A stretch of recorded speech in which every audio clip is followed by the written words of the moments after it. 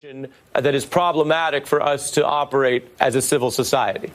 Well, the first thing that I look at is the date of the tapes. It's remarkable that we are pulling tapes that you've gone into the archives and we're looking at the year 2000. I think people are entitled to evolve their thoughts over 18 years.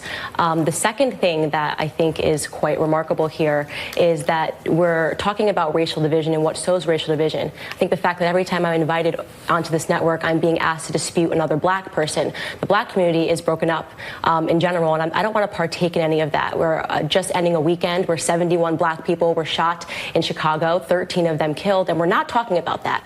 Instead, we're talking about old tapes. We're going to talk about all that. You have a problem. No, we're not. I have a problem that we're doing wall-to-wall coverage on tapes. You have a problem with who you're appearing on this? No, I don't have a problem with him. Candace, you have a problem with who you're appearing on this segment with? I'm respectfully saying to him that we should both decline tearing apart the black community for the sake of television. And because MSNBC always invites me on to do that, I am declining to do so when our community is mourning the 71 people that were shot over the weekend. We need to stop this warfare and come together and talk about things that matter. And what is going on in Chicago is a bigger topic and should be a bigger topic on this network than what Trump said 18 years ago and whether or not it means that people change over 18 years, which, shocker, guys, they do.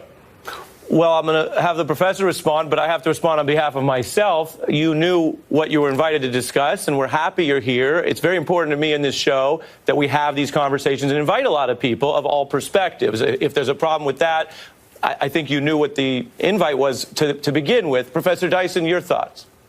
Well, look, we're dealing with a person who has not only radically emboldened the prospects of bigotry in this country, the resurgent, recrudescent hate that he has articulated. If you can't beat him, coin him. So he opposes Pat Buchanan on the one hand when it's to his own political advantage, and then subsequently when the real beliefs emerge from Mr. Trump, we see that his vicious animus toward black people, gay people, Mexicans, Muslims, women, and the like is a kind of cornucopia of hate that has been brashly articulated by a man of manifest lack of serious coherence, chaotic intelligence, and the lack of an ability to really express himself by not only pulling upon the strands of history, but refusing to take into consideration what's going on today. So I think in one sense, if we're going to talk about if we're going to be honest about Donald Trump, he has not helped black people. He has not enabled African-American people to move forward. He's riding a crest and a wave of economic prosperity put in place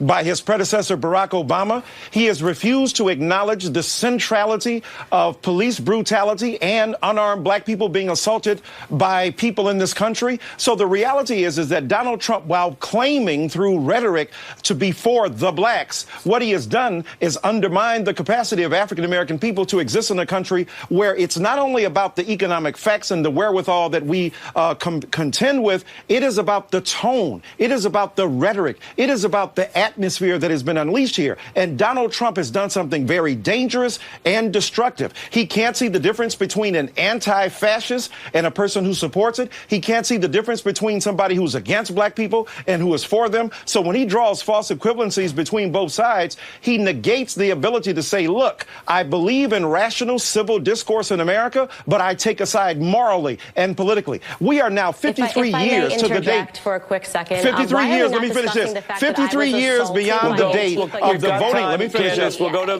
the professor, and then we'll go back to you, Candace. Professor Dyson, you can finish, and then we'll go back to Candace. Here we are 53 years past the Voting Rights Act. We've seen the resurgence of an attempt to nullify and destroy that black vote. We've seen attempts to somehow circumnavigate around black political citizenry and agency. So all I'm saying is, if we're concerned about black people, we've got to be concerned about poverty, inequality, lack of access to education, plus the kinds of sorts of violence that we see directed toward black people in this country. Candace, go ahead. Sorts of violence as being directed towards black people. Am I black? I'm curious if I'm black, because I'm a black conservative, and I am not hearing anything that is said about the fact that about 25 white Democrats assembled to kick me out of a restaurant yesterday to throw water and to throw eggs at me because I am a conservative that supports Donald Trump. The very same Donald Trump, okay? The very same Donald Trump that has not Obama. Obama did not do this. It's because President Trump has been slashing regulations, and it has brought this economy to a place it has never been at, okay? We have unemployment that's an all-time low for both women. You brought up women. You brought up gays. You brought up black people. Unemployment is at an all-time low across the board.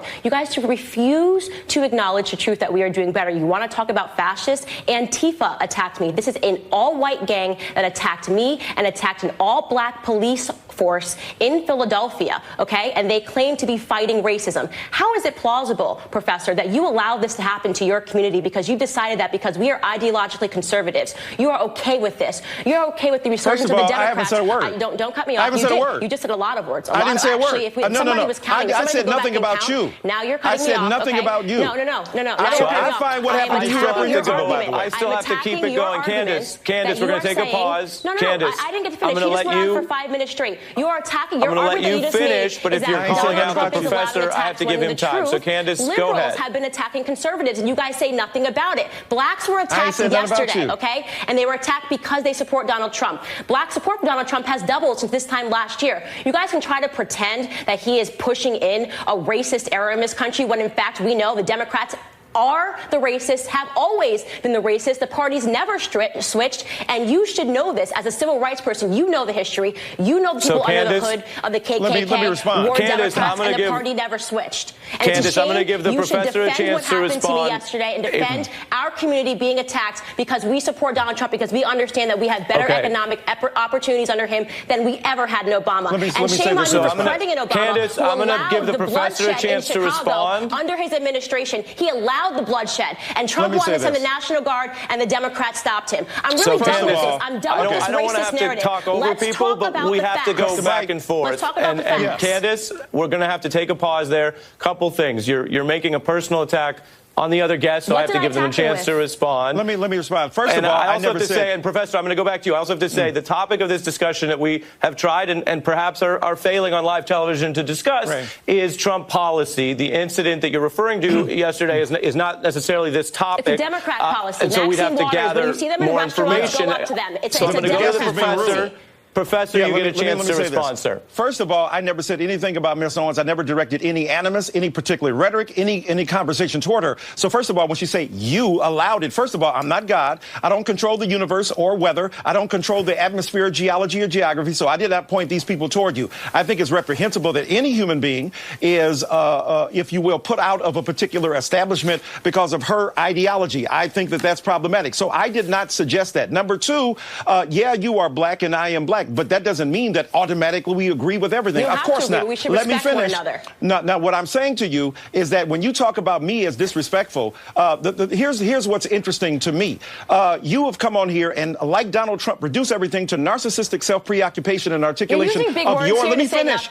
What you're saying here. So now, what happens to Black America happens to you. So Black people are reduced to what? Can you, Ari? Can I finish my point? I didn't jump on her. Can I finish my point? Can I